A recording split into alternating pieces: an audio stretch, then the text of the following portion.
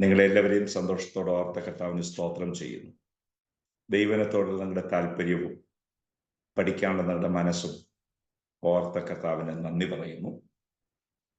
നമുക്ക് കർത്താവിൻ്റെ വചനം പഠിക്കുക എന്ന് പറയുമ്പോൾ തീർച്ചയായിട്ടും അത് നമ്മുടെ ഗുണത്തിന് വേണ്ടിയും പ്രയോജനത്തിന് വേണ്ടിയുമാണെന്നുള്ള ബോധ്യത്തോടെ അതിൽ അറ്റൻഡ് ചെയ്യണം എന്നുകൂടെ വിനീതമായി ഞാൻ ഓർപ്പിക്കുന്നു. കർത്താവ് സഹായിക്കട്ടെ. റോമലേഖനത്തിലെ പ്രധാനപ്പെട്ട ഭാഗത്തേക്ക് നമ്മളിന്ന് പ്രവേശിക്കാൻ ആഗ്രഹിക്കുന്നു. റോമലേഖനം 1-ാം അധ്യായം 18, 19, 20 വാക്യങ്ങളിലേക്ക് നമുക്ക് നമ്മുടെ ശ്രദ്ധയെ കൊണ്ടുവരാം. ആ ഭാഗം നമ്മൾ ചിന്തിച്ചില്ല, ഇന്ന് ചിന്തിക്കാൻ പോകുകയാണെന്ന് ചിന്തിക്കുന്നു. 1-ാം അധ്യായം 18, 19, 20, 21 വാക്യങ്ങൾ. ആ വാക്യങ്ങളൊന്ന് വായിക്കാവോ? അനീതി കൊണ്ട് സത്യത്തെ തടുക്കുന്ന മനുഷ്യരുടെ സകല അഭക്തിക്കും അനീതിക്കും നേരെ ദൈവത്തിന്റെ കോപം സ്വർഗത്തിൽ നിന്ന് വെളിപ്പെടുന്നു. ദൈവത്തെക്കുറിച്ച് അറിയാകുന്നത് അവർക്ക് വെളിവായിരിക്കുന്നു. ദൈവം അവർക്ക് വെളിവാക്കിയല്ലോ. അവന്റെ നിത്യശക്തിയും ദിവ്യത്വവുമായി അവന്റെ അദൃശ്യ ലക്ഷണങ്ങൾ ലോകസൃഷ്ടി മുതൽ അവന്റെ പ്രവൃത്തികളാൽ ബുദ്ധിക്ക് തെളിവായി വെളിപ്പെട്ടു വരുന്നു. അവർക്ക് പ്രതിവാദമില്ലാതിരിക്കേണ്ടതിനു തന്നെ. അവർ ദൈവത്തെ അറിഞ്ഞിട്ടും അവനെ ദൈവമെന്ന് ഓർത്ത് മഹത്വീകരിക്കുകയോ നന്ദി കാണിക്കുകയോ ചെയ്യാതെ തങ്ങളുടെ നിരൂപണങ്ങളിൽ വ്യർത്ഥരായി തീർന്നു. അവരുടെ വിവേകമില്ലാത്ത ഹൃദയം ഇരുണ്ടുപോയി. മതി മതി മതി താങ്ക് യു. ഇവിടെ വളരെ സീരിയസ് ആയ ഒരു പ്രശ്നത്തിലേക്കാണ് പൗലോസ് റോമിലുള്ള ദൈവജനത്തെ കൊണ്ടുപോകുന്നത്. ദൈവത്തിന്റെ ഏറ്റവും വലിയ കൺസേൺ ദൈവം ആരാണെന്ന് ജനം അറിയണം. ജനത്തെ താൻ ആരാണെന്ന് അറിയിക്കേണ്ടതിനുള്ള എല്ലാ പരിശ്രമവും ഏതു കാലത്തും ദൈവം ചെയ്യാറുണ്ട്. എന്നാൽ ഈ 1-ാം അധ്യായത്തിൽ പൗലോസ് ഇനി പ്രസന്റ് ചെയ്യാൻ പോകുന്ന പ്രമേയം എന്ന് പറയുന്നത് ദൈവം പ്രകൃതിയിലൂടെ തന്നെ വെളിപ്പെടുത്തി. ആ വെളിപ്പെടുത്തിയത് ദൈവം ആരാണെന്ന് അറിയാൻ വേണ്ടിയായിരുന്നു. മനുഷ്യന്റെ ബുദ്ധിക്ക്, പുസ്തകങ്ങളില്ലാതെ തന്നെ മനുഷ്യന്റെ ബുദ്ധി കൊണ്ട് ഈ പ്രകൃതിയുടെ പുറകിലുള്ള കാരണക്കാരനെ കണ്ടെത്തണമെന്നുള്ള ഒരാഗ്രഹം ദൈവത്തിനുണ്ടായിരുന്നു. അത് മനസ്സിലാക്കത്തക്ക നിലയിൽ ദൈവം അവർക്ക് വെളിവാക്കി കൊടുത്തിട്ടുമുണ്ട്. പക്ഷെ നിർഭാഗ്യവശാൽ അവർക്ക് അത് മനസ്സിലായില്ല. ഇതാണ് ഈ വാക്യങ്ങളിലെ പ്രധാനപ്പെട്ട പ്രതിപാദ്യ വിഷയം. അവർക്ക് മനസ്സിലായില്ല എന്ന് മാത്രമല്ല, അവരതിനോട് പ്രതികരിച്ച രീതിയും തെറ്റിപ്പോയി. നമുക്കൊന്നിച്ച് ചിന്തിച്ചു പോകാം ഈ ഭാഗങ്ങൾ.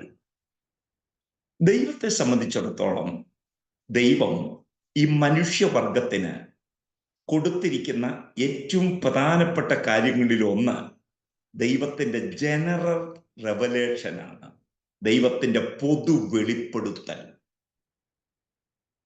Without any book, without A personal appearance, God reveals himself through this nature.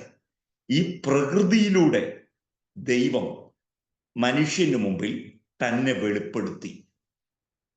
ഇത് ദൈവത്തിന്റെ ജനറൽ റെവലേഷനാണ്, ദൈവത്തിന്റെ പൊതു വെളിപ്പാടാണ്.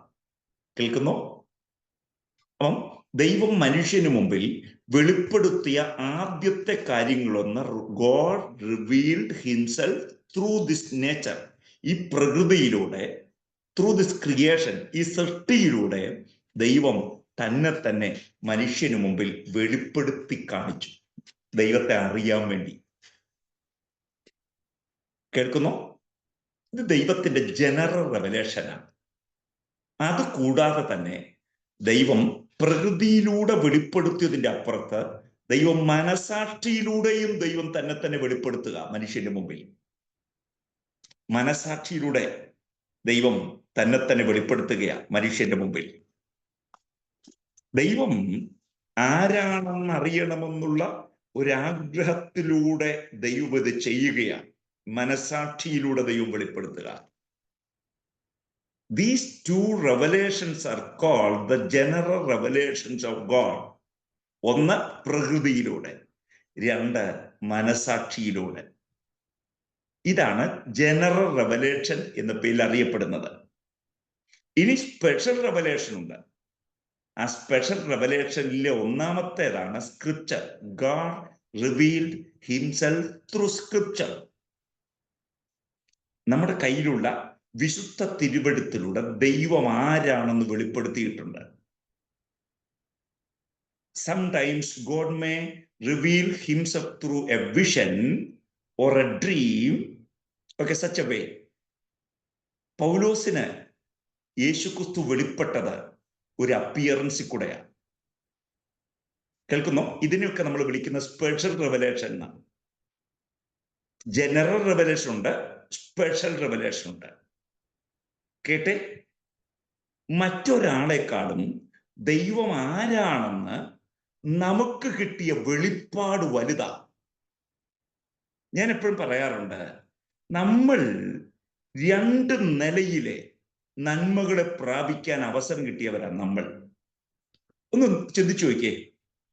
ഒന്ന്, ദൈവത്തെ സൃഷ്ടിതാവേ എന്ന് വിളിക്കാൻ സകല സൃഷ്ടികൾക്ക് ഒപ്പം നമുക്ക് റൈറ്റ് കിട്ടി, ഇല്ലേ? ഇത് യൂണിവേഴ്സലാ. Every creature, every created being call God as a creator. ഇത് നമ്മൾ വിളിക്കുന്നുണ്ട്. പക്ഷെ through redemption we got another blessed state that we are calling him as അപ്പ ആൻഡ് ഫാദർ. വീണ്ടും ജനനത്തിലൂടെ നമ്മൾ ഈ ദൈവത്തെ ഒരു പടി കൂടെ വിളിക്കുകയാണ് അപ്പാ പിതാവേ എന്ന്. കേൾക്കുന്നുണ്ടോ? നമ്മുടെ ഡബിൾ ബ്ലെസ്സിങ് കേട്ടോ എന്നാന്നുള്ളത്.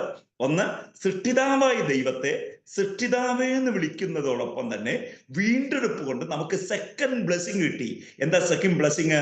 നമുക്ക് അപ്പാന്ന് വിളിക്കാനുള്ള അവകാശം കിട്ടി. കേൾക്കുന്നുണ്ടോ? ഇനി കേട്ടെ, when we are thinking about the blessings, കർത്താവ് ഈ ഭൂമിയിൽ ടെമ്പറലായ ബ്ലെസ്സിങ്സ് എല്ലാവർക്കും കൊടുത്തിട്ടുണ്ട്. എന്താ ഈ ടെമ്പറൽ ബ്ലെസ്സിങ്? മഴ, അല്ലെ, ജീവവായു, ഇതൊക്കെ ടെമ്പറൽ ബ്ലെസ്സിങ് ആണ്. ഇത് നമുക്കും രക്ഷിക്കപ്പെടാത്തവർക്കും കിട്ടിയിട്ടുണ്ട്, അല്ലേ? പക്ഷെ രക്ഷിക്കപ്പെട്ട നമുക്ക് temporal plus spiritual plus eternal. ദൈവം നമുക്ക് ടെമ്പറൽ തന്നു, പ്ലസ് ഇന്റേണൽ അഥവാ സ്പിരിച്വൽ ബ്ലെസ്സിങ് തന്നു, പ്ലസ് ഇറ്റേണൽ ബ്ലെസ്സിങ്സ് തന്നു. ഞാൻ ഒന്നുകൂടെ പറയട്ടെ, ദൈവവുമായുള്ള നമ്മുടെ ബന്ധം ക്രിയേറ്റർ എന്നതിന്റെ അപ്പുറത്ത് റിഡംഷനിലൂടെ ആ ക്രിയേറ്റർ അപ്പാന്ന് വിളിക്കാൻ നമുക്ക് ഭാഗ്യം കിട്ടി. ക്ലിയർ ആയോ?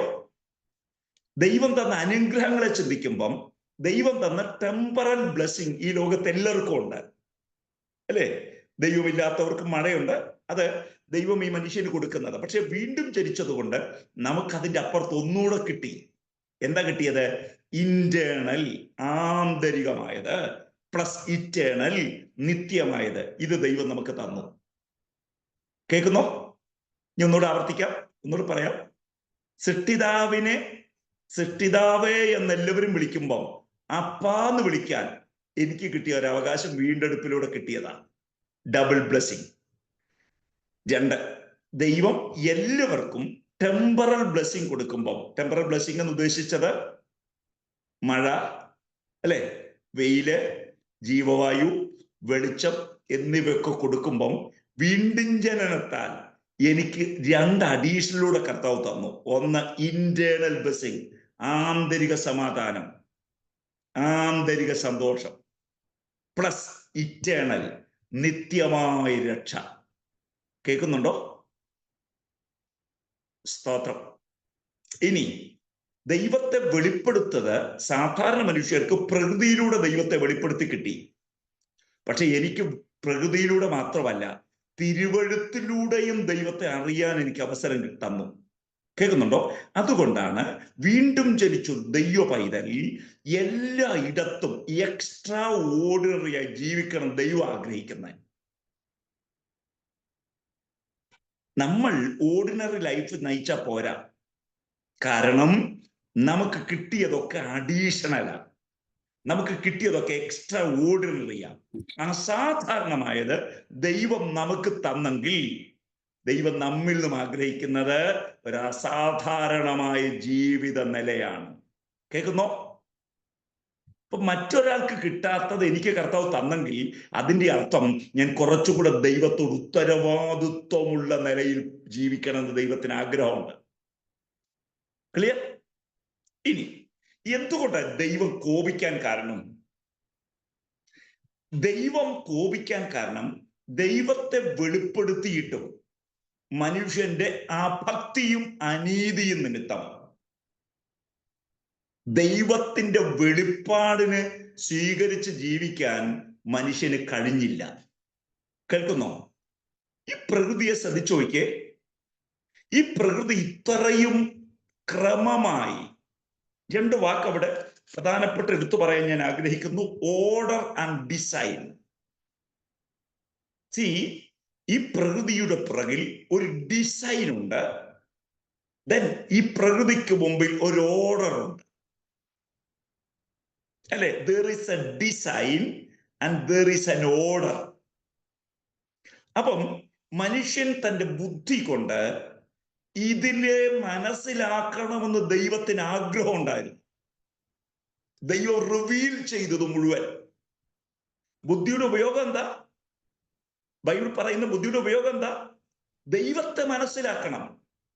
പക്ഷെ നിർഭാഗ്യവശാൽ ഈ പ്രകൃതിയിലൂടെ ദൈവത്തെ മനസ്സിലാക്കാൻ മനുഷ്യൻ പരാജയപ്പെട്ടു. ഞാൻ രണ്ടുമൂന്ന് സ്റ്റേറ്റ്മെന്റ് എന്ന് പറയാം. ഈ പ്രകൃതിക്ക് ദൈവം, അല്ലെങ്കിൽ ഈ ഭൂമിക്ക് ദൈവം, ഈ ഈ ഈ വെളിപ്പെടുത്തപ്പെട്ട ലോകത്തിലെ ഓർഡർ ആൻഡ് ഡിസൈൻ ഒന്ന് ശ്രദ്ധിച്ചു നോക്കിയേ. എന്താ ഓർഡർ? എന്താ ഡിസൈൻ? നമുക്കറിയാം, ഭൂമിയെ ദൈവം സൃഷ്ടിച്ചത് തന്നെ ഒരു വ്യത്യസ്ത ഡിസൈനിലാണ്. ഭൂമിക്ക് ദൈവം ഒരു ഓർഡറും വെച്ചിട്ടുണ്ട്. നമ്മുടെ നാടിനെ ചിന്തിച്ചു നോക്കി, ഇവൻ കേരളക്കാരായ നമുക്ക് അത് കുറച്ചുകൂടി മനസ്സിലാകും. മഴക്കാലം, മഞ്ഞുകാലം, വേനൽക്കാലം, അല്ലെ? കാലം ഓർഡർ കണ്ടോ? എന്തിനാ ഇത്? എന്നും മഴയായാൽ ഭൂമിയുടെ അന്തരീക്ഷം, നമ്മുടെയൊക്കെ സ്ഥിതി ഒന്ന് ആലോചിച്ച് നോക്കിയേ. എന്നും വേനലാണെങ്കിലോ, എന്നും ശിശിരം തണുപ്പാണെങ്കിലോ, ഇതിനൊരു ഓർഡർ ആരോ സെറ്റ് ചെയ്തിട്ടുണ്ട്. അപ്പൊ ചോദ്യം ചോദിക്കേണ്ടത് ഇതായിരുന്നു: ഈ ഭൂമിയെ ഇത്ര ക്രമത്തോടുകൂടെ ഓർഡർ ചെയ്തത് ആരാണെന്ന്, അല്ലെങ്കിൽ ഈ ഒരു ക്രമം ചെയ്തത് ആരാണെന്ന് ബുദ്ധിയുള്ള മനുഷ്യൻ തിരിച്ചു ചോദിക്കണമായിരുന്നു. പക്ഷെ മനുഷ്യൻ ചോദിച്ചില്ല. ഞാൻ എപ്പോഴും പറയാറുണ്ട്, സൃഷ്ടിയിലെ അത്ഭുതം കണ്ട മനുഷ്യൻ സൃഷ്ടാവെന്ന അത്ഭുതത്തിലേക്ക് തിരിഞ്ഞില്ല. സൃഷ്ടിയിലെ അത്ഭുതം കണ്ട മനുഷ്യൻ സൃഷ്ടാവെന്ന അത്ഭുതത്തിലേക്ക് തിരിഞ്ഞില്ല. ഞാൻ രണ്ട് സ്റ്റേറ്റ്മെന്റ് പറയാം, അതൊന്ന് ശ്രദ്ധിച്ചു കേട്ടോണം. Design itself reveals the greatness of a designer. ഈ ഭൂമിയെ ഡിസൈൻ ചെയ്ത ആ ഡിസൈൻ തന്നെ ശ്രദ്ധിച്ചാൽ അറിയാം, ഇതിന്റെ പുറകിലെ ഡിസൈനർ വലിയവനാണെന്ന്. Design itself reveals the greatness of a designer. അല്ലെ? ചില കാര്യങ്ങൾ ഡിസൈൻ ചെയ്യുക, രൂപപ്പെടുത്തുക. ആ രൂപപ്പെടുത്തിയതിന്റെ പിറകിലെ അത്ഭുതമാരാ? സൂര്യനും ഭൂമിയും തമ്മിലുള്ള ബന്ധം, അത് നന്മയാവാൻ വേണ്ടി ഭൂമിയെ അല്പം ചെരിച്ച് നിർത്തി എന്നാണ് നമ്മളെ പഠിപ്പിച്ചിട്ടുള്ളത്, അല്ലേ? സാങ്കേതികത്വത്തിന്റെ വളർച്ചയോടുകൂടെ ഭൂമി നേരെയല്ലെന്നും, അല്ലെ? ഇമാജിനറി, സാങ്കല്പികമായ അച്ചുതണ്ടിൽ ഭൂമി ചെരിഞ്ഞ നിൽക്കുന്നതെന്ന് നമ്മൾ പഠിച്ചു. എന്താ കാര്യം? ഇല്ലെങ്കിൽ സൂര്യന്റെ ചൂടിന് അത് അർഹിക്കുന്ന നിലയിലേക്ക് ഭൂമിയിൽ വരാൻ പറ്റില്ല. ചൂടുകൂടി ഉരുകാതിരിക്കാൻ ഇതിന്റെ പുറകിൽ ഡിസൈൻ ചെയ്ത ആരോ വലിയ ആളുണ്ട്. എത്ര മനോഹരമായിട്ടാ ഈ ഭൂമി ഡിസൈൻ ചെയ്തത്. അപ്പം ഈ ഡിസൈൻ ചെയ്യപ്പെട്ട ഭൂമിയുടെ പുറകിൽ ഡിസൈനർ ഉണ്ടെന്ന് എന്തുകൊണ്ട് മനുഷ്യൻ ചോദിച്ചില്ല എന്ന പൗലോസ് ചോദിക്കുന്നത്.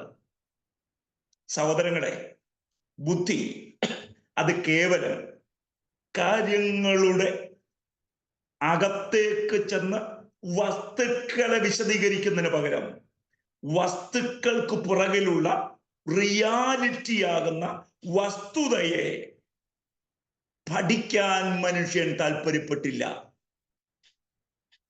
മനുഷ്യൻ വസ്തുക്കളെ കുറിച്ച് പഠിച്ചു, ഒബ്ജക്റ്റിനെ കുറിച്ച് പഠിച്ചു. പക്ഷെ ഈ ഒബ്ജക്റ്റിനെ സൃഷ്ടിച്ച ക്രിയേറ്ററിലേക്ക് മനുഷ്യന്റെ ബുദ്ധി പോയില്ലെന്ന്. അതാ പൗലോസ് പറയുന്നത് യൂണിവേഴ്സൽ ഫെയിലിയർ എന്ന് പറയുന്നത് മനുഷ്യൻ ബുദ്ധി കൊണ്ട് ദൈവത്തെ അറിയാൻ ശ്രമിച്ചില്ല. അതുകൊണ്ടാണ് ഞാൻ പറഞ്ഞത് design itself reveals the greatness of a designer. ദൈവമെന്ന ഡിസൈനറുടെ വലിപ്പം കണ്ടില്ല.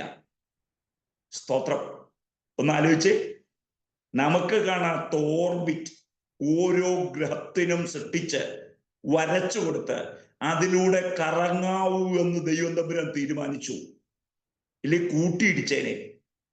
അപ്പം ആരോ ഇതിന്റെ പുറകിൽ ഒരു പ്രോഗ്രാം സെറ്റ് ചെയ്തു, ഡിസൈൻ ചെയ്തിട്ടുണ്ട്. ചോദ്യം, ആരാണത് ചെയ്തത്? ആ ചെയ്ത കാരണത്തെ കണ്ടെത്താൻ മനുഷ്യൻ ശ്രമിച്ചില്ല. 2, പവർഫുൾ ക്രീച്ചേഴ്സ്.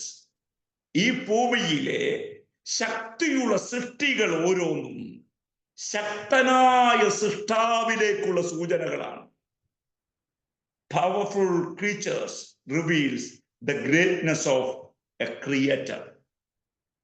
സൃഷ്ടിതാവിന്റെ വലിപ്പം കാണിക്കുന്നവയായിരുന്നു ഈ പ്രകൃതിയിലെ സൃഷ്ടികൾ മുഴുവൻ. എന്നിട്ടും ഇവരെ സംബന്ധിച്ചിടത്തോളം ഈ സൃഷ്ടാവിങ്കലേക്ക് മാത്രം കണ്ണുയർന്നില്ല.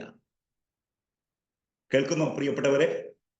ദൈവം നമ്മളെയൊക്കെ സൃഷ്ടിച്ചൊന്ന് ആലോചിച്ച് നോക്കിയേ, എത്ര അത്ഭുതകരമായിട്ടാ അല്ലെ? നമ്മുടെ കണ്ണിന്റെ കാഴ്ച പോലും ആ സൃഷ്ടാവിന്റെ കയ്യൊപ്പല്ലേ? നമ്മുടെ കാതിൽ വരുന്ന ശബ്ദത്തെ സ്ഫുടമായി കേൾക്കാൻ ഈ ചെവിക്കുള്ളിൽ ദൈവം വെച്ച സെറ്റപ്പ് അത്ര വലുതാ. നിങ്ങൾക്ക് എന്നേക്കാൾ വിദ്യാഭ്യാസമുള്ളവരാ, മെഡിക്കൽ ഫീൽഡിൽ വർക്ക് ചെയ്യുന്നവരുണ്ടെന്ന് എനിക്കറിയാം. എന്റെയോ നിങ്ങളുടെ രൂപം മാറാതെ, നമ്മളറിയാതെ നമ്മുടെ ശരീര കോശങ്ങൾ നശിപ്പിച്ച് പുതിയ കോശങ്ങളെ സൃഷ്ടിച്ചെടുക്കുമ്പോൾ നമ്മുടെ രൂപം മാറാതെ ദൈവം ഇത് ചെയ്യുന്നു. എത്ര വലുതാ മനുഷ്യൻ എന്ന അത്ഭുതം അല്ലേ? ഇതിന്റെ പിറകിലെ ഡിസൈനറെ കാണാൻ ആൾക്കാർക്ക് കഴിഞ്ഞില്ല. പൗലോസ് പറയുകയാണ്, മനുഷ്യന്റെ ഏറ്റവും വലിയ പ്രശ്നങ്ങളിലൊന്ന് വെളിപ്പെടുത്താൻ ശ്രമിച്ച ദൈവത്തെ മനസ്സിലാക്കാൻ അവർക്ക് കഴിഞ്ഞില്ല. സഹോദരങ്ങളെ, വീണ്ടും ജനിച്ച ദൈവമക്കളെ, ഒരു കാര്യം സ്നേഹത്തോടെ പറയാം, ദൈവത്തെ മനസ്സിലാക്കാൻ കഴിഞ്ഞില്ലെങ്കിൽ ആത്മീകത അവതാളത്തിലാകും. ദൈവത്തിന്റെ വലിപ്പം അറിയുന്നവർക്ക് മാത്രമേ ആത്മീകതയുടെ വലിപ്പം അറിയൂ. കേൾക്കുന്നോ? ദൈവത്തിന്റെ വലിപ്പം അറിഞ്ഞവർക്ക് മാത്രമേ ആരാധനയുടെ വലിപ്പം അറിയൂ. ദൈവത്തിന്റെ വലിപ്പം അറിഞ്ഞവർക്ക് മാത്രമേ ദൈവ കൽപ്പനയുടെ വലിപ്പം അറിയൂ. നമ്മുടെ ദൈവം ചെറുതാണെങ്കിൽ ദൈവത്തിലുള്ള പ്രയോറിറ്റി ചെറുതാവും. പക്ഷെ ഞാൻ പറയുന്നു, ഹീസ് ദ കോസ്. ദൈവമാണ് കാരണം. ദൈവമാണ് കാരണം. ഓർക്കൂ, എന്നെയും നിങ്ങളെയും ഈ ഭൂമിയിലേക്ക് വിട്ട ദൈവത്തോടുള്ള നമ്മുടെ പ്രതികരണം എപ്പോഴും ശ്രദ്ധിക്കണം കേട്ടോ. ഇവിടെ മനുഷ്യന്റെ ബുദ്ധിക്ക് തെളിവായി പ്രപഞ്ചത്തിന്റെ സൃഷ്ടി മുതൽ ദൈവം വെളിപ്പെടുത്തിക്കൊണ്ടിരിക്കുക. പക്ഷെ മനുഷ്യന് മനസ്സിലാവുന്നില്ല, മനുഷ്യനത് ഗ്രഹിക്കാൻ കഴിയുന്നില്ല. ഇതാ പൗലോസ് നൽകുന്ന വലിയ പ്രമേയങ്ങളിലൊന്ന്. ഇനി 2-3 കാര്യം കൂടെ ഞാൻ പറയാം, അതൊന്ന് ശ്രദ്ധിച്ച് കേട്ടണേ. എന്തുകൊണ്ടാണ് ഈ യൂണിവേഴ്സൽ റെവലേഷൻ അഥവാ ദൈവത്തിന്റെ പ്രകൃതിയിലൂടെയുള്ള വെളിപ്പെടുത്തൽ പ്രാധാന്യമുള്ളതായി മാറിയത്? 1, എല്ലായിടത്തും എല്ലാവർക്കും കണ്ടെത്താൻ കഴിയുന്ന നിലയിൽ ദൈവം വെളിപ്പെടുത്തി. Everywhere for everyone. എല്ലായിടത്തും എല്ലാവർക്കും കാണത്തക്ക നിലയിൽ ദൈവം ഇത് വെളിപ്പെടുത്തിയിട്ടുണ്ട്. അല്ലെ? എല്ലായിടത്തും ഈ മണ്ണിന്റെ ഘടന മാറ്റമുള്ളതാ, പക്ഷെ ആകാശത്തിന്റെയും പ്രകൃതിയുടെയും ഘടന ലോകത്തെല്ലായിടത്തും അത്ഭുതങ്ങൾ നിറഞ്ഞതാ. അല്ലെ? നമുക്ക് കൃഷിമണ്ണുണ്ട്, ചിലയിടങ്ങളിൽ കൃഷി ഉണ്ടാവാത്ത മണ്ണിന് മാറ്റം വരും. പക്ഷേ പ്രകൃതിയെ സംബന്ധിച്ചിടത്തോളം ഇതെല്ലാവർക്കും കാണാൻ കഴിയുന്നതാണ്. 19-ാം സങ്കീർത്തനത്തിലേക്ക് ഒന്ന് വരാവോ? Psalms 19 verses 1 to 4. 19-ാം സങ്കീർത്തനം 1 മുതൽ 4 വരെയുള്ള വാക്യങ്ങൾ വായിക്കണേ. ആകാശം ദൈവത്തിന്റെ മഹത്വത്തെ വർണ്ണിക്കുന്നു. ആകാശവിധാനം അവന്റെ കൈവേലയെ പ്രസിദ്ധമാക്കുന്നു. പകൽ പകലിന് വാക്കു പൊഴിക്കുന്നു, രാത്രി രാത്രിക്ക് അറിവ് കൊടുക്കുന്നു. ഭാഷണമില്ല, വാക്കുകളില്ല, ശബ്ദം കേൾപ്പാനുമില്ല. ഭൂമിയിൽ എല്ലായിടവും അതിന്റെ അളവ് നൂലും ഭൂതലത്തിന്റെ അറ്റത്തോളം അതിന്റെ വചനങ്ങളും ചെല്ലുന്നു. അവിടെ മതി. ഈ സങ്കീർത്തനക്കാരൻ പറയുക, ഞാൻ ആകാശത്തോട്ട് നോക്കി, ആകാശം ദൈവത്തിന്റെ മഹത്വത്തെ വർണ്ണിക്കുക. ആകാശവിധാനം ദൈവത്തിന്റെ കൈവേല് പ്രസിദ്ധമാക്കുക. ഞാൻ ആകാശത്തിലേക്ക് നോക്കിയപ്പോൾ ആകാശസീമയിൽ ദൈവത്തിന്റെ കരത്തിന്റെ വലിപ്പം ഞാൻ കണ്ടു. ആകാശവിധാനം ദൈവത്തിന്റെ അത്ഭുതമായി സൃഷ്ടിയാണ്. അതിനേക്കാൾ അല്പം കൂടെ ആശ്ചര്യത്തോടെ മനുഷ്യൻ പറയുകയാണ്, ഞാൻ കേൾക്കുന്നില്ല, പക്ഷെ പകലും ആശയ കൈമാറ്റം നടത്തുന്നു. രാത്രിയും ആശയ കൈമാറ്റം നടത്തുന്നു. ഞാൻ കേൾക്കുന്നില്ലെങ്കിലും ഇവയൊക്കെ പരസ്പരം ആശയങ്ങളെ കൈമാറിയിട്ടാ കടന്നു പോകുന്നതെന്നാ പറയുന്നത്. എന്നിട്ട് ആ മനുഷ്യൻ പറയുക, ഞാൻ കാണുന്ന ആകാശം അതിൻ്റെ പിറകിലെ സൃഷ്ടാവിനെ വെളിപ്പെടുത്തുന്നതാ. ഒരു ഭാഗം കൂടെ എല്ലാവരോടും ഞാൻ ഓർപ്പിക്കട്ടെ. സൃഷ്ടിയെ കാണുന്നതിന് അപ്പുറത്ത് സൃഷ്ടാവിനെ കാണാൻ നമുക്ക് ഭാഗ്യം കിട്ടിയെങ്കിൽ അതിന് ഏറ്റവും അധികം സന്തോഷിക്കുക. 121-ാം സങ്കീർത്തനം നമുക്ക് പരിചയമുള്ള സങ്കീർത്തനമാണ്. ഞാൻ എൻ്റെ കണ്ണ് പർവ്വതങ്ങളിലേക്ക് ഉയർത്തുന്നു എന്ന് പറഞ്ഞാൽ ഉയർന്ന ഇടങ്ങളിലേക്ക് എൻ്റെ കണ്ണ് ഞാൻ ഉയർത്തുന്നു. ഇനി അടുത്തൊരു ചോദ്യം, എന്നെ സഹായിക്കുന്നത് ആരാ? ഉത്തരം, എൻ്റെ സഹായം ആകാശത്തെയും ഭൂമിയെയും ഉണ്ടാക്കിയ യഹോവയിൽ നിന്ന് വരുന്നു. സൃഷ്ടിയെ കാണാം എനിക്ക്, പക്ഷെ സൃഷ്ടിതാവിനെ അറിയാം എനിക്ക്. എൻ്റെ സഹായം സൃഷ്ടിയിൽ നിന്നല്ല, എൻ്റെ സഹായം സൃഷ്ടാവിൽ നിന്നാ വരുന്നത്.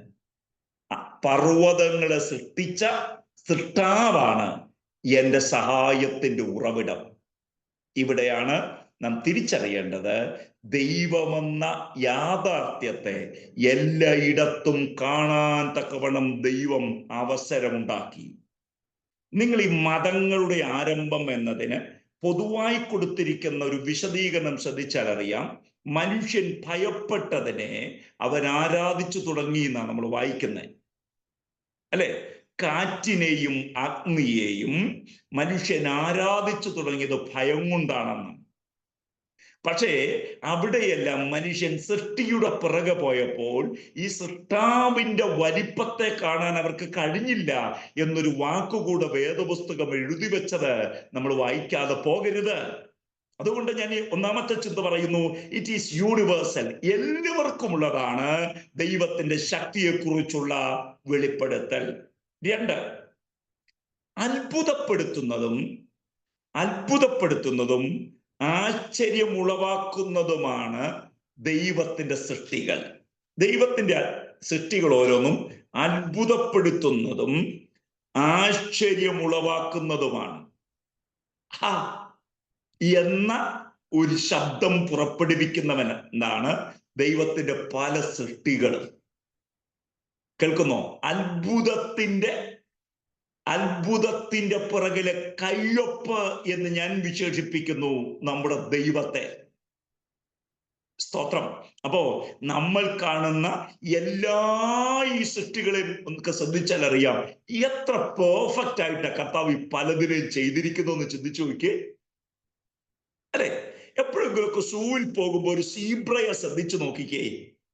അതിന്റെ പുറത്തുള്ള രോമം ഒന്ന് ശ്രദ്ധിച്ചാൽ അറിയാം എത്ര പെർഫെക്റ്റ് ആയിട്ട് ഒരു പെയിന്റർക്ക് പോലും വരച്ചാൽ അത്ര പെർഫെക്റ്റ് ആവുമെന്ന് അറിയാൻ അതിന്റെ വര ഓരോന്നിനെയും അതിന്റെ നിലയിൽ ചമയിച്ചൊരുക്കിയ ദൈവത്തെ എത്ര നന്ദി പറഞ്ഞാലും എത്ര തിരിച്ചറിയാൻ ശ്രമിച്ചാലും നമുക്ക് മനസ്സിലാവാൻ പറ്റാത്തവണ്ണം അഗാധമാണ് ദൈവത്തിന് ഏറ്റവും വലിയ സൃഷ്ടിയുടെ പുറകിലെ രഹസ്യം. Praise the Lord. ഈ ദൈവം ആരാണെന്നറിയാൻ മനുഷ്യൻ പരാജയപ്പെട്ടു. കേൾക്കുന്നുണ്ടോ? കേൾക്കുന്നുണ്ടോ? ഇനി നമുക്ക് നമ്മുടെ ചിന്തയിലേക്ക് വരാം. നമ്മൾ എങ്ങനെയാണ് ഈ ദൈവത്തിന്റെ വെളിപ്പാടിനോട് പ്രതികരിക്കുന്നത്? നമ്മൾ എങ്ങനെയാണ് ഈ ദൈവത്തിന്റെ വെളിപ്പാടിനോട് പ്രതികരിക്കുന്നത്?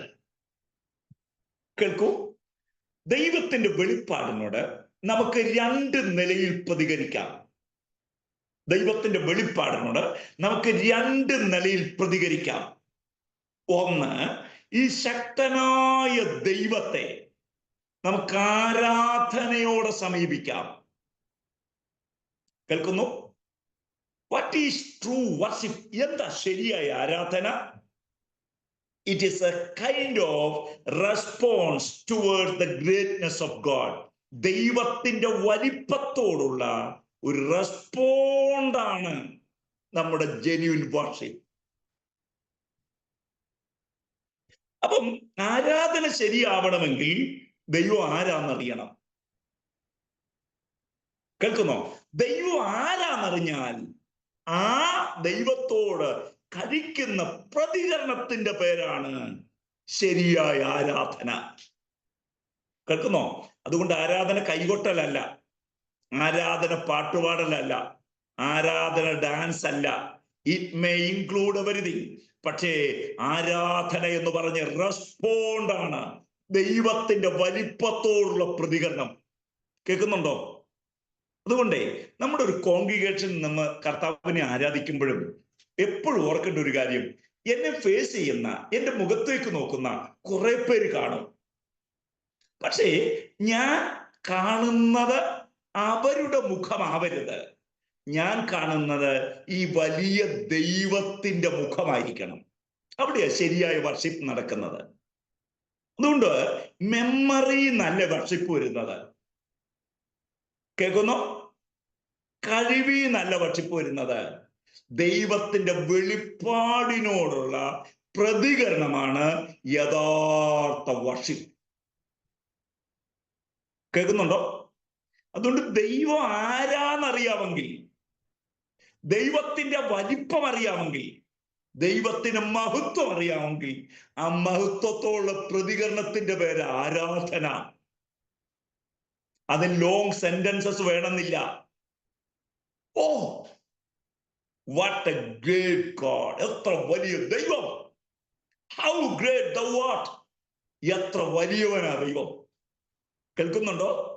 അവിടെ നീണ്ട പ്രതികരണങ്ങളൊന്നും ഇല്ലെങ്കിലും ഒരു കാര്യം ഓർത്തോണം, ദൈവമെന്ന യാഥാർത്ഥ്യത്തോട്, ദൈവമെന്ന മഹത്വത്തോട്, ദൈവമെന്ന വലിപ്പത്തോട് നാം പ്രതികരിക്കുന്നതിന്റെ പേരാ വേദപുസ്തകം പഠിപ്പിക്കുന്ന ആരാധന. വായിക്കാം 95-ാം സങ്കീർത്തനം, Psalms 95 verses 4, 5 and 6. 95-ാം സങ്കീർത്തനം 4-ാം വാക്യം, 5-ാം വാക്യം, 6-ാം വാക്യം വായിക്കണം. ഭൂമിയുടെ അധോഭാഗങ്ങൾ അവന്റെ കയ്യിലാകുന്നു, പർവ്വതങ്ങളുടെ ശിഖരങ്ങളും അവനുള്ളവ. അവനുള്ളത്, ഇറ്റ് ബിലോങ്സ് ടു ഹിം. അവനുള്ളത്. ഇനി വായിക്കാം. സമുദ്രം അവനുള്ളത്, അവൻ അതിനെ ഉണ്ടാക്കി. He is the creator. He is the creator. It belongs to him. ഇനി വായിക്കാം അടുത്തത്. കരയെയും അവന്റെ കൈകൾ മെനഞ്ഞിരിക്കുന്നു. വരുവീൻ, നാം വണങ്ങി നമസ്കരിക്ക, നമ്മെ നിർമ്മിച്ച യഹോവയുടെ മുമ്പിൽ മുട്ടുകുത്തുക. ഇതാ ശരിക്കുള്ള ആരാധനയല്ലേ? ദൈവം ആരാണെന്നറിഞ്ഞ് ആ അറിവിനോട് പ്രതികരിക്കുന്നതാണ് ശരിക്കുള്ള ആരാധന. അപ്പൊ നമ്മുടെ പാട്ടുണ്ടെന്നുള്ള സത്യമാണ്. നമ്മുടെ അവിടെ മ്യൂസിക് ഉണ്ടെന്നുള്ള സത്യമാണ്. പക്ഷെ നമ്മുടെ ഇടയിൽ ആരാധന ഉണ്ടോ എന്നുള്ള ചോദ്യത്തിന് ഉത്തരം ദൈവം ആരാണെന്നറിയാതെ എങ്ങനെ പ്രതികരിക്കും?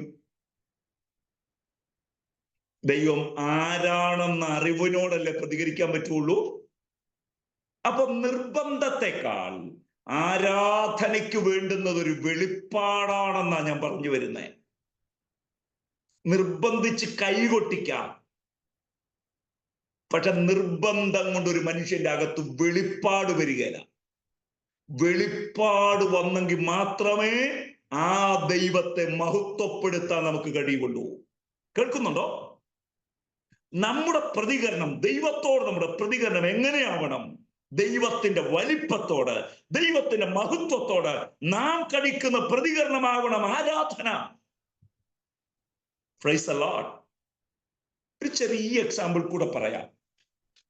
ഈ സങ്കീർത്തനം മുഴുവൻ ഒരു പേഴ്സണൽ വർഷിപ്പും പേഴ്സണൽ ഡിവോഷനുമാണ്. നിങ്ങൾക്ക് അതറിയാമായിരിക്കും അല്ലേ?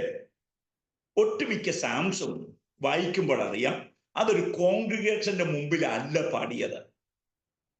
അത് രചിക്കപ്പെട്ടത്, കമ്പോസ് ചെയ്യപ്പെട്ടത് ഒരു വ്യക്തിയും ദൈവവും തമ്മിലുള്ള ഒരു ഇടപാട് കൊണ്ടാണ്. മിക്കവാറും സങ്കീർത്തനങ്ങളുടെ പശ്ചാത്തലം അതാ. ദൈവവും താനും മാത്രമേ ഉള്ളൂ. അവിടെ വെച്ച ദൈവത്തിന്റെ മഹത്വം കണ്ടു. ആ മഹത്വത്തോട് പ്രതികരിക്കുക. ഇടയവേഷത്തിൽ ഓടിപ്പോകുന്ന ഇടങ്ങളിൽ ഇതൊക്കെ നമുക്ക് കാണാൻ കഴിയുന്നത് ഒരു തരം പ്രതികരണമാണ്, ദൈവത്തോടുള്ള പ്രതികരണം. കേൾക്കുന്നോ? ആ പ്രതികരണത്തിന്റെ വെളിപ്പെടുത്തലാ ഒട്ടുമിക്ക സങ്കീർത്തനങ്ങളും. ഒരു കോൺഗ്രിഗേഷന്റെ മുമ്പിലല്ല, ദൈവത്തിന് മുമ്പിൽ കഴിക്കുന്ന പ്രതികരണങ്ങൾ. അതുകൊണ്ട് ദൈവം ആരാണെന്നറിയുന്നവർ ചെയ്യേണ്ടുന്ന ആദ്യത്തെ പ്രതികരണം ദൈവത്തിന്റെ വലിപ്പത്തിനും ദൈവത്തിന്റെ മഹത്വത്തിനും തക്കവണ്ണം പ്രതികരിക്കുക.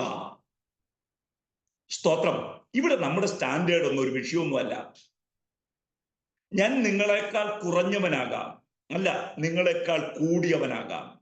ഇതൊന്നും അല്ല വർഷിപ്പിന്റെ സ്റ്റാൻഡേർഡ് തീരുമാനിക്കുന്നത്.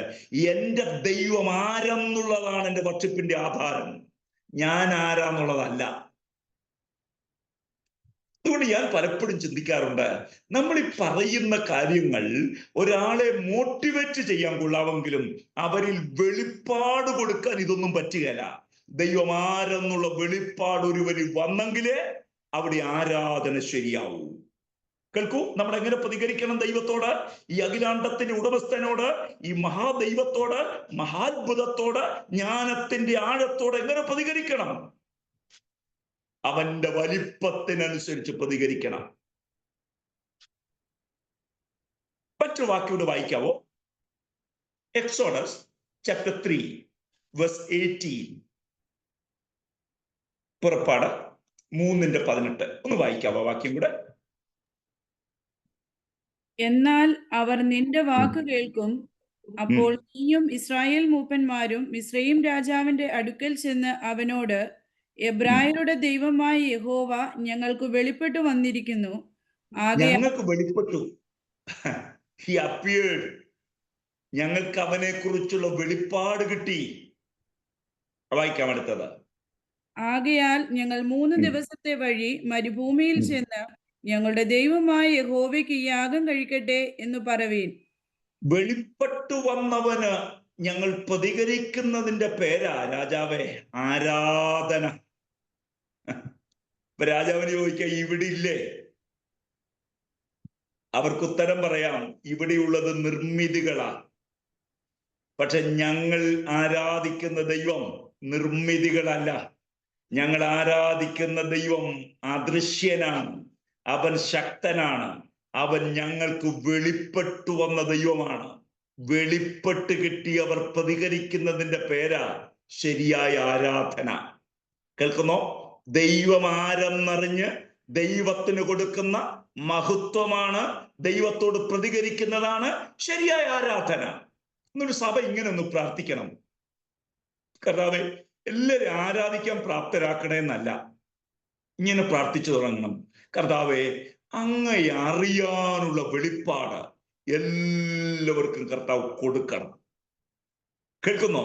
അങ്ങാരാണെന്ന് അറിയാനുള്ള വെളിപ്പാട് അങ്ങയുടെ ജനത്തിന് കൊടുത്തു കഴിഞ്ഞാൽ അങ്ങയോട് അവർ പ്രതികരിക്കും. ഇല്ലേ? ഇല്ലേ? ദൈവീക ബോധം കുറഞ്ഞാൽ അത് ആരാധനയെ ബാധിക്കും. ദൈവിക ബോധം വർദ്ധിച്ചാൽ അത് ആരാധനയുടെ നന്മയായി മാറും. സ്തോത്രം. അപ്പൊ എങ്ങനെ നാം ഈ വലിയ വെളിപ്പാടിനോട് പ്രതികരിക്കും? ത്രൂ വർഷിപ്പ്, ദൈവത്തിന് കൊടുക്കുന്ന ആരാധനയിലൂടെ. 2, എങ്ങനെ നാം ഈ ദൈവത്തോട് പ്രതികരിക്കും? Through disciplined life. Revelation brings discipline. നമ്മൾ നമ്മുടെ ദൈവത്തിന്, ആ ദൈവത്തിന്റെ വെളിപ്പാടിന്റെ മുമ്പിൽ നമ്മൾ ഡിസിപ്ലിൻ കൊണ്ടുവരും. ദൈവം ആരാന്ന് അറിയാമെങ്കിൽ. കേൾക്കുന്നുണ്ടോ? Misunderstanding about God may misguide you. ദൈവത്തെക്കുറിച്ചുള്ള തെറ്റിദ്ധാരണകൾ നമ്മെ തെറ്റിക്കാം. പക്ഷെ ദൈവത്തെക്കുറിച്ചുള്ള ബോധം ഉണ്ടെങ്കിൽ നമുക്ക് ദൈവത്തിന്റെ മുമ്പാകെ തെറ്റായി ജീവിക്കാൻ പറ്റുകയില്ല. സാംസ് 139, 139 സങ്കീർത്തം ഒന്ന് വായിക്കുക. അവിടെ ദൈവത്തെക്കുറിച്ചുള്ള ബോധം കൊടുത്തിരിക്കുന്നത് ഇങ്ങനെയാ: ഗോഡ് ഈസ് എവരിവെയർ. ദൈവം എല്ലായിടത്തുമുണ്ട്. Is all knowing God. ദൈവം എല്ലാം അറിയുന്നവനാണ്. കേൾക്കുന്നോ? എല്ലാം അറിയുന്നവൻ, എല്ലായിടത്തുമുള്ളവൻ. ഓംനി പ്രസൻസ്, ഓംനീഷ്യൻസ്, അറിയുകയും കേൾക്കുകയും ചെയ്യുന്നവൻ. കേൾക്കുന്നോ? അതുകൊണ്ട് ആ ഭക്തൻ പറയുക, ഞാൻ ഇരിക്കുന്നതും എഴുന്നേൽക്കുന്നതും നീ അറിയുന്നു. മുമ്പോട്ട് പോകുമ്പോ പറയുക, ഞാൻ എവിടെ പോയി പാർത്താലും നിന്റെ കണ്ണെന്നെ കാണുമല്ലോ. നിന്റെ സന്നിധി വിട്ട് എനിക്ക് എവിടെ പോകാൻ പറ്റും? കേൾക്കുന്നുണ്ടോ? ചുരുക്കി പറഞ്ഞ, ദൈവം ആരാണെന്നുള്ള വെളിപ്പാട് കിട്ടിയവന് ദൈവത്തെ കളിപ്പിക്കാൻ പറ്റുകയെന്ന്.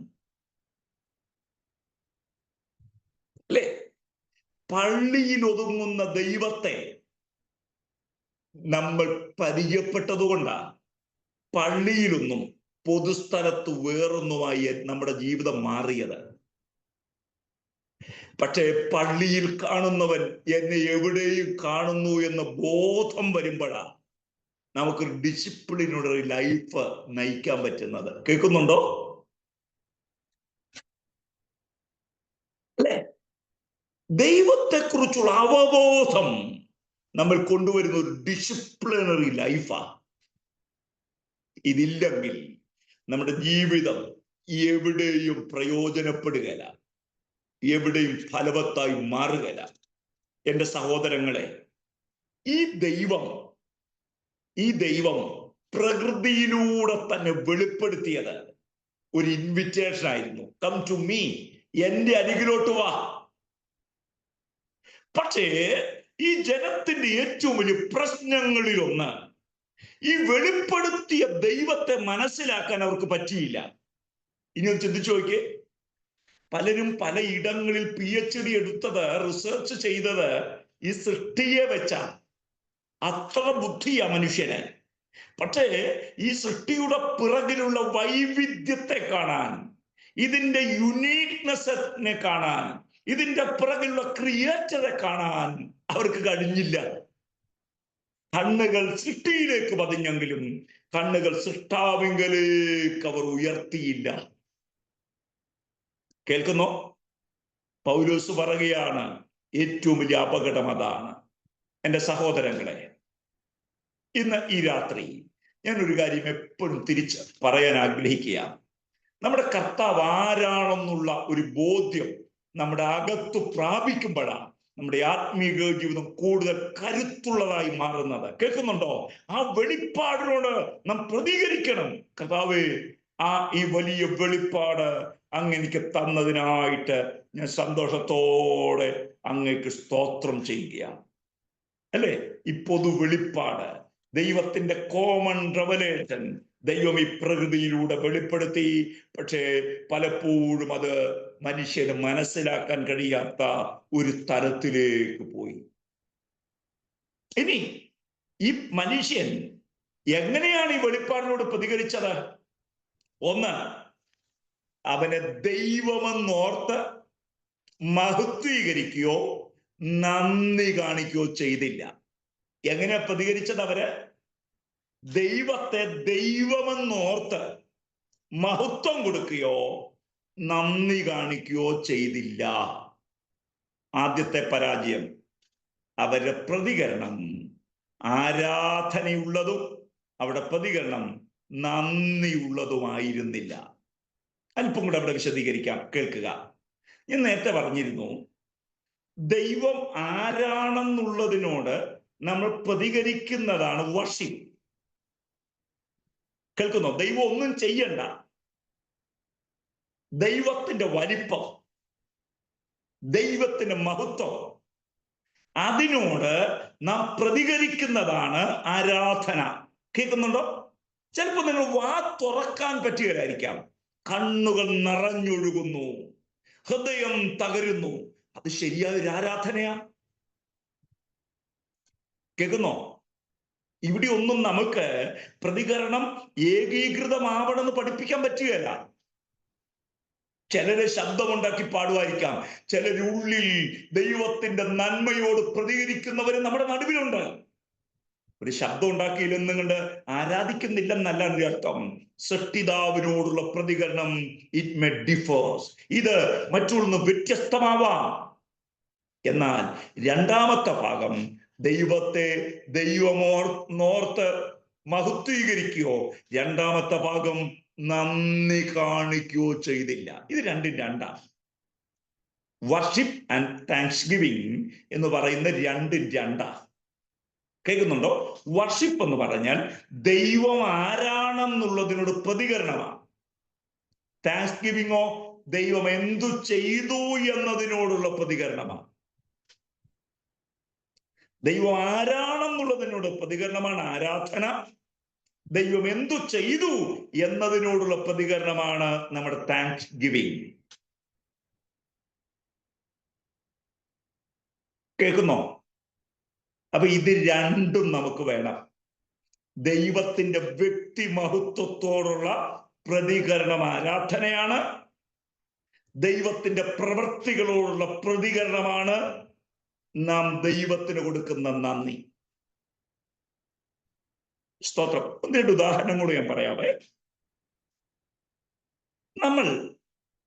ഞാൻ ഈ പറയുന്നതൊക്കെ നിങ്ങളുടെ പശ്ചാത്തലത്തിൽ ചിന്തിക്കുമ്പോൾ നിങ്ങൾക്ക് വലിയ ബുദ്ധിമുട്ടായിരിക്കാം. നമ്മളത് കേരളത്തിലേക്കൊന്ന് ഇന്ത്യയിലേക്കോട്ട് വന്നു നോക്ക്. അപ്പം ഞാൻ ഈ പറയുന്ന ഉദാഹരണങ്ങൾ കുറച്ചുകൂടെ നിങ്ങൾക്ക് അപ്ലൈ ചെയ്യാൻ പറ്റും. വെയിലുള്ള ഒരു പകലിൽ നമ്മൾ ബസ് സ്റ്റാൻഡിൽ കാത്തു നിൽക്കുക, അല്ലെങ്കിൽ നമ്മുടെ സ്ഥലത്ത് കാത്തു നിൽക്കുക ഒരു വണ്ടി കിട്ടാൻ വേണ്ടി. വണ്ടി വന്നില്ല. ഏതോ ഒരു മനുഷ്യൻ എങ്ങോട്ടോ യാത്ര പോകുമ്പോൾ നമ്മളെ കണ്ട് വണ്ടി നിർത്തി, കയറിക്കോളാൻ പറഞ്ഞു. 1.5 കിലോമീറ്റർ യാത്ര ചെയ്തു. ഒരു 10 മിനിറ്റ് മാക്സിമം എടുത്തു കാണുന്നു. ഇറങ്ങിക്കഴിഞ്ഞപ്പം തിരിച്ച് നമ്മൾ ആ മനുഷ്യനോട് ചിരിച്ചു കാണിച്ചതല്ലാതെ അതിൻ്റെ അപ്പുറത്തൊരു നന്ദി പറയാൻ നമ്മൾ പോയിട്ടുണ്ടോ? നന്ദി പറഞ്ഞിട്ടില്ലേ? 1.5 കിലോമീറ്റർ കൊണ്ടുവന്നതിന് നമ്മൾ നന്ദി പറഞ്ഞിട്ടില്ലേ? ഇല്ലേ? നമുക്ക് വേണ്ടി വന്ന ആളല്ല. അങ്ങനെ പോയപ്പോ മനുഷ്യത്വപരമായൊരു സമീപനം നമ്മളോട് കാണിച്ചെന്നേ ഉള്ളൂ. ഇനി കേട്ടെ, ദൈവം എനിക്ക് വേണ്ടി ചെയ്തത് കർത്താവ് വേറൊരാൾക്ക് വേണ്ടി ചെയ്തതിന്റെ ബാക്കിയല്ല. ദൈവം എനിക്ക് വേണ്ടി ചെയ്തത് എന്നെ മാത്രം ഓർത്ത. അതുകൊണ്ട് ദൈവത്തിന്റെ ദാനത്തെ ഞാൻ ഇങ്ങനെ വിളിക്കുന്നു, ഇറ്റ് ഈസ് സ്പെസിഫിക്. ദൈവം എനിക്ക് വേണ്ടി ചെയ്ത കാര്യങ്ങൾ സ്പെസിഫിക്കാണ്. അതെനിക്ക് വേണ്ടി മാത്രം ദൈവം ചെയ്തതാ.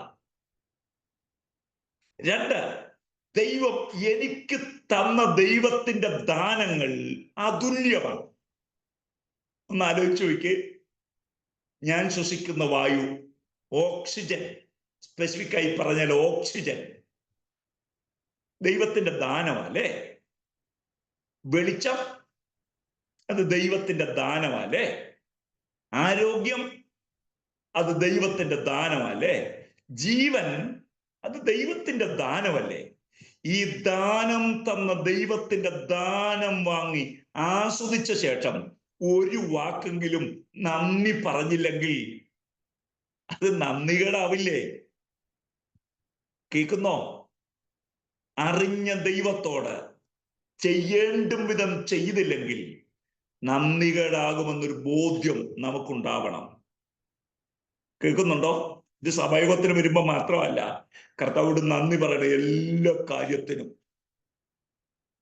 Praise the Lord.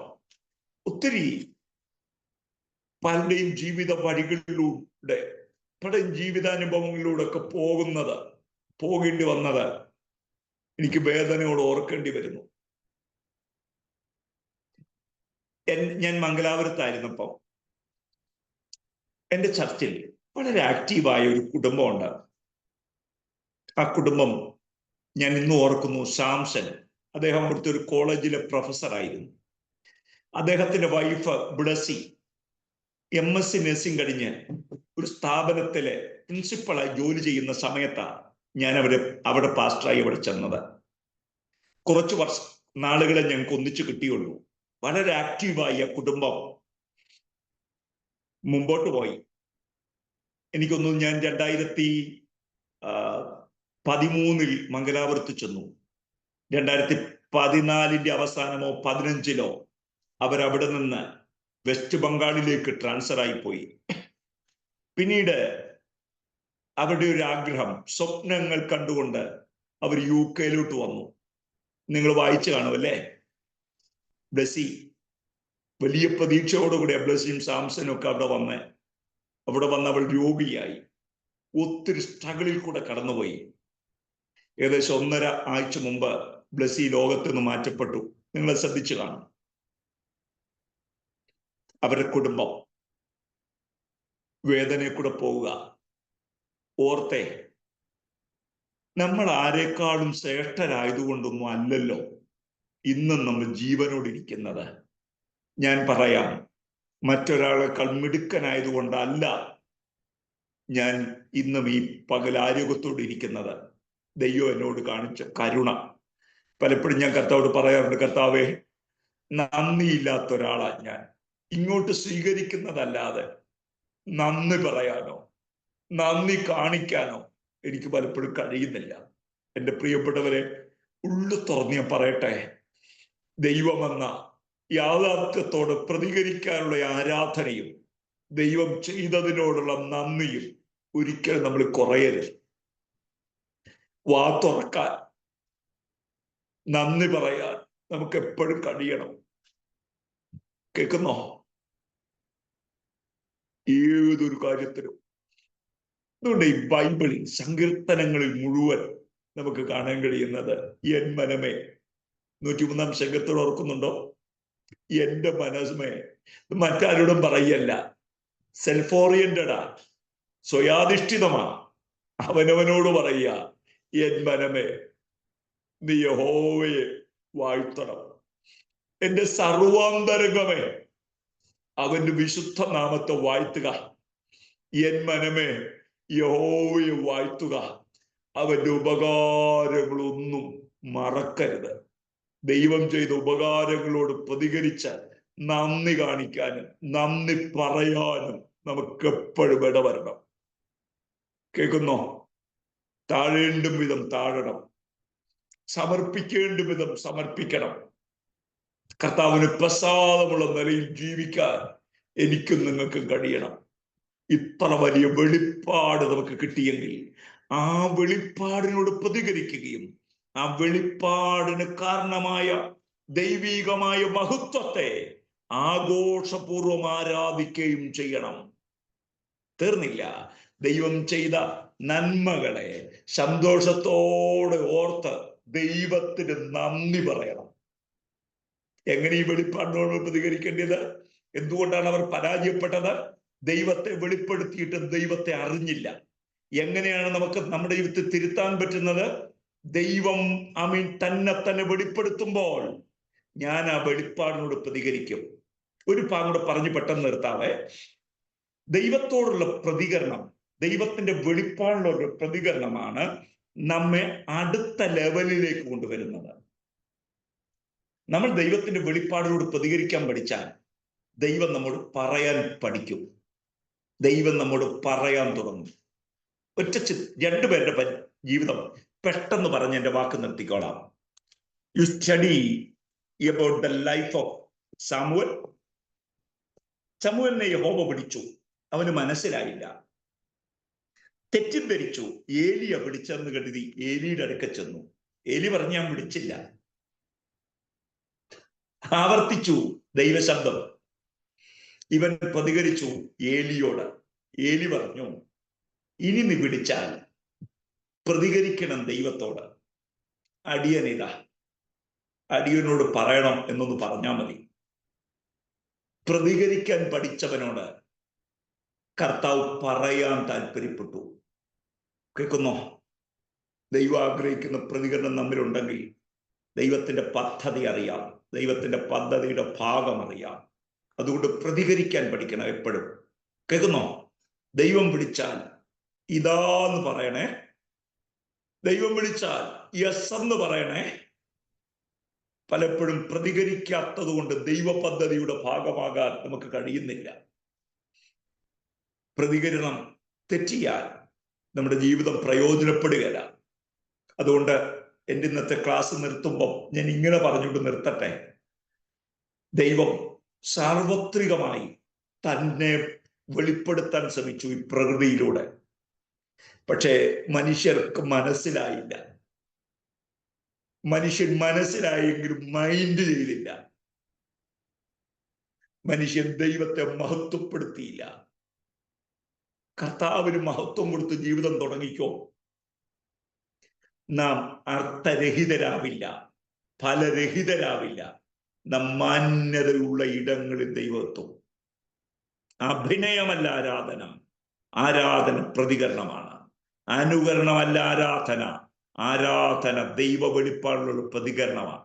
മറ്റൊരാൾ ചെയ്യുന്നത് അതുപോലെ ചെയ്യുന്നതിന്റെ പേരല്ല ആരാധന. ദൈവം ആരാണെന്നറിഞ്ഞുകൊണ്ട് പ്രതികരിക്കുന്നതിന്റെ പേരാ ആരാധന. കേൾക്കുന്നുണ്ടോ? ശക്തമായ ആത്മസാന്നിധ്യമുള്ള ഒരു കൂട്ടായ്മയിൽ നിങ്ങൾക്ക് പാടാൻ പാട്ട് കിട്ടുകയില്ലായിരിക്കാം ചില അവസരങ്ങളിൽ. പക്ഷെ ഉള്ളത്തേങ്ങൊന്നൊരു പ്രതികരണം നടത്തുന്നില്ലേ? അത് മതി, അത് മതി. ആ സൃഷ്ടാവിനോടുള്ള നമ്മുടെ പ്രതികരണം വർദ്ധിക്കട്ടെ. ഞാൻ തുടരാം അടുത്ത ക്ലാസ്സിൽ. ഇസ്രായേൽ എന്ന് മാത്രമല്ല, സർവ്വജനരും ദൈവത്തിന്റെ വെളിപ്പാടിനോട് പ്രതികരിക്കുന്നതിൽ തോറ്റുപോയപ്പോൾ അത് അവരുടെ തോൽവിയായി മാറി. ഈ ഒരു സ്റ്റേറ്റ്മെന്റ് കൂടെ ഉള്ളിൽ എഴുതി നിർത്തുക. വെളിപ്പാടിനോട് പ്രതികരിക്കൂ, ജീവിതം വ്യത്യസ്തമാകും. ദൈവത്തോട് പ്രതികരിക്കാൻ ജീവിതം വ്യത്യസ്തമാകും. വിളിക്കുമ്പോൾ അടിയനിതാന്ന് പറയുക. കർത്താവ് അടിക്കുമ്പോൾ കർത്താവിന്റെ മുഖത്തേക്ക് നോക്കുക.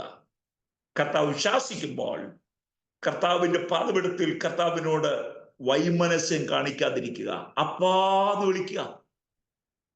ജീവിതം മറ്റൊന്നാക്കി മാറ്റാൻ ദൈവത്തിന് കഴിയും. കേൾക്കുന്നുണ്ടല്ലോ? ജനം തോൽക്കാൻ കാരണം പ്രതികരണം തോറ്റതുകൊണ്ടാണ്. നമുക്ക് കർത്താവിനെ ഭയപ്പെടാം, കൃപയിൽ നിലകൊള്ളാം. കർത്താവ് നമ്മെ സഹായിക്കട്ടെ.